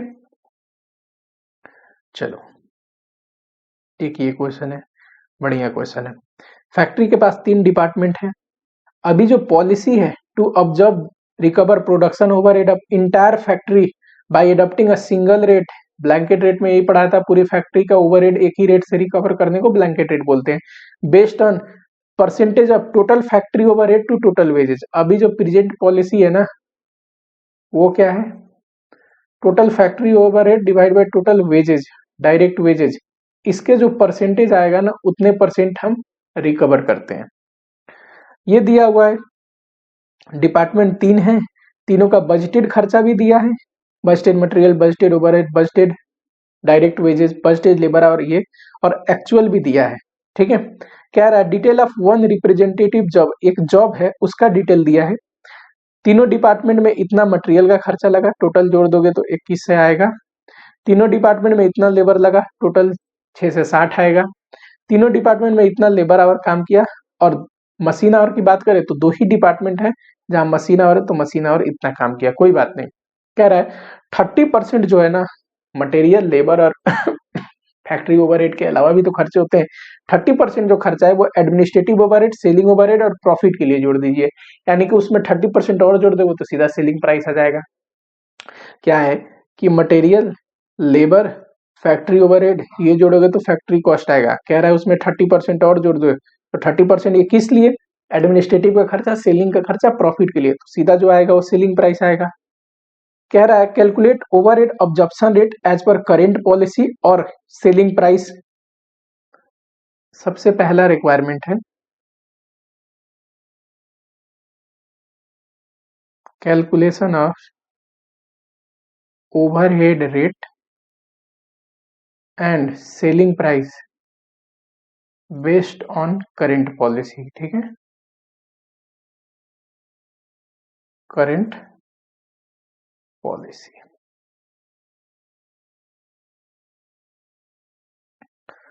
अब देखो ओवरहेड रेट अगर आप निकालोगे तो ये आएगा करेंट पॉलिसी में टोटल फैक्ट्री ओवरहेड कितना है बजटेड। ओवरहेड रेट कैसे निकलता है? Budgeted overhead divide bye budgeted base, और क्या लेना है? Base direct wages. जरा फैक्ट्री ओवरहेड देखो, 360 प्लस 140 प्लस 125, ये आ गया 6,25,000। और बजटेड बेस देखो 80 प्लस 350 प्लस 70, ये आ गया 5,00,000। तो budgeted overhead divide bye budgeted base 6,25,000 divide by 5,00,000 into 100, ये 125% आता है। ठीक, अब करो, पूछा क्या है? तो जॉब की कॉस्टिंग निकालो, जॉब कॉस्ट। उस जॉब में डायरेक्ट मटेरियल लगेगा, डायरेक्ट लेबर लगेगा। मटेरियल 2100 है, लेबर 6 से 60 है, ये रहा। मटेरियल का खर्चा तीनों को जोड़ोगे 12 से प्लस 6 से 18 से प्लस 3 से 21 से, से लेबर का खर्चा तीनों डिपार्टमेंट का 6 से 60 प्लस फैक्ट्री ओवरहेड कितना लेना है 125% ऑफ डायरेक्ट वेजेज, तो इसका 125%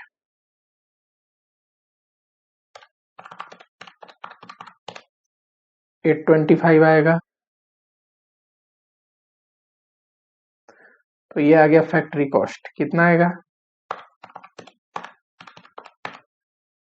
3585, और इसमें जोड़ देना है 30% for administrative overhead, selling and distribution overhead and profit. तो ये जो आएगा ना, ये आएगा सेलिंग प्राइस, ठीक है। 30% आएगा 1075.5 प्लस 3585, तो ये आएगा 4660.5, ठीक है। चलो दूसरा रिक्वायरमेंट जरा पढ़ते हैं। दूसरे रिक्वायरमेंट में क्वेश्चन कहता है, दूसरे क्वेश्चन में कह रहा है suggest any suitable alternative method of absorption of factory overhead and calculate overhead recovery rate based on method as recommended by you. कह रहा है दूसरा कोई सुइटेबल मेथड है क्या? बिल्कुल। इंस्टीट्यूट ने इस क्वेश्चन में क्या लिखा था, पहला सिंगल रेट से रिकवर कर रहे थे और होल फैक्ट्री, इसको ब्लैंकेट रेट बोलते हैं। तो दूसरा मेथड है डिपार्टमेंट रेट या मल्टीपल रेट। 3 डिपार्टमेंट है, तीनों के लिए अलग अलग रेट यूज कर लो। 3 डिपार्टमेंट कौन कौन से? Machine, assembly, packing. यूजुअली देखो मशीन जो है ना, इसको हमें मशीन आवर के रेट से करना चाहिए क्योंकि वहां पे मशीन इंटेंसिव प्रोडक्शन हो रहा है। लेकिन असेंबली और पैकिंग डिपार्टमेंट में तो ज्यादातर लेबर का काम होता है, तो इसको हमें लेबर आवर के बेसिस पे कर लेनी चाहिए, है कि नहीं। तो दूसरा जो रिक्वायरमेंट है उस अनुसार डिफरेंट सुइटेबल रेट क्या हो सकता है? Rate can be department rate, department rate हो सकता है वेयर वेयर इससे आगे का ये भी लिख सकते थे पर मैंने नहीं लिखा, शॉर्ट एंड स्वीट में कर दे रहे हैं कि वेयर मशीन डिपार्टमेंट का जो ओवरहेड है वो मशीन आवर के बेसिस पे रिकवर होगा and assembly and packing department overhead shall be recover on the basis of labour our. वही मैं करने जा रहा हूं, पर लिख भी सकते थे लैंग्वेज में। मशीन डिपार्टमेंट का ओवरहेड का रेट क्या होगा, देखना जरा कितना है। मशीन डिपार्टमेंट का ओवरहेड बजटेड 360, 80,000 से डिवाइड करो,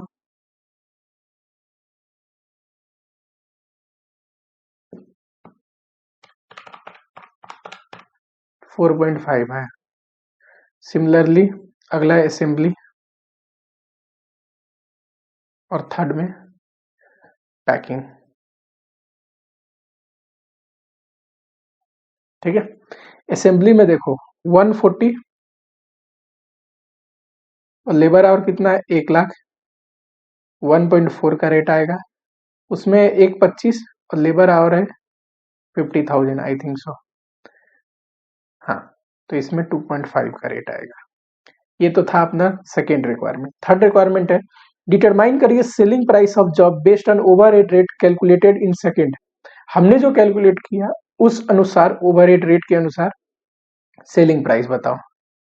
तो थर्ड जो रिक्वायरमेंट है उसमें क्या करना है अपने को, सेलिंग प्राइस निकालना है ना। डायरेक्ट मटेरियल 2100 का है, डायरेक्ट लेबर 6 से 60 का है, प्लस फैक्ट्री ओवरहेड। देखना जरा फैक्ट्री ओवरहेड में 3 डिपार्टमेंट है ना, एक मशीन, दूसरा असेंबली एंड थर्ड क्या है पैकिंग, करेक्ट। मशीन का है 4.5 का रेट, ये 4.4 सॉरी 1.4 और ये 2.5। और टाइम कितना इस जॉब में लगता है, मशीन डिपार्टमेंट में 180, इसमें 120, इसमें 40। 180 120 40 बताओ। 4.5 इंटू 180 ये आएगा 8 से 10, 1.4 इंटू 120 ये आएगा 168, 2.5 इंटू 40 ये आएगा 100, 100 प्लस 168 प्लस 8 से 10 प्लस ये प्लस 21 है, तो 3838 ये तो आया फैक्ट्री कॉस्ट। इसमें हमें 30% जोड़ने हैं ना for administrative overhead, selling and distribution overhead and profit. तो 30% जोड़ने के बाद ये आएगा 4989.4 सेलिंग प्राइस, ठीक है, 1151.4। चलो लास्ट में क्या पूछ रहा है, तो लास्ट में पूछ रहा है कैलकुलेट करिए डिपार्टमेंट वाइज और टोटल भी कर दीजिए उनका अंडर ओवर रिकवरी दोनों पॉलिसी में, ठीक है, कोई बात नहीं, स्पेस नहीं है यहाँ पे, इसको मैं इरेज करता हूं, ठीक है, और यहाँ पे करता हूं चौथा रिक्वायरमेंट।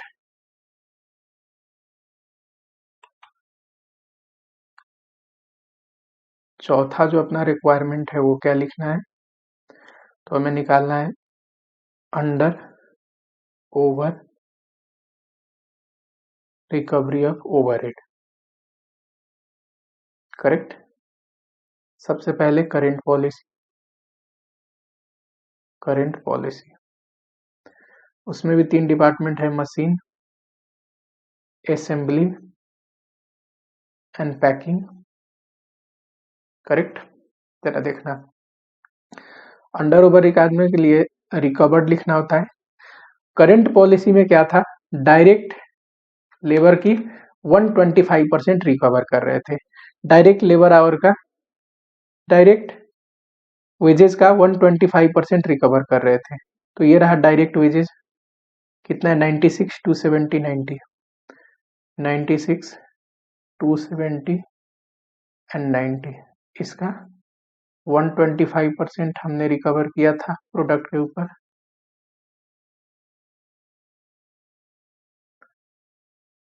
और उसमें से एक्चुअल ओवरहेड घटा दोगे तो ये अंडर ओवर रिकवरी आ जाएगी।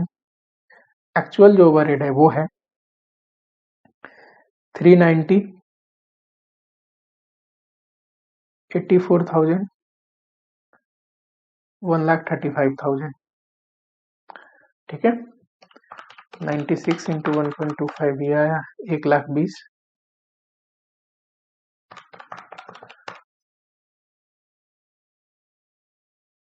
सिमिलरली 270 इंटू 1.25 ये आएगा 337,500 माइनस 84 253,500। अगर हम 90,000 इंटू 1.25 करें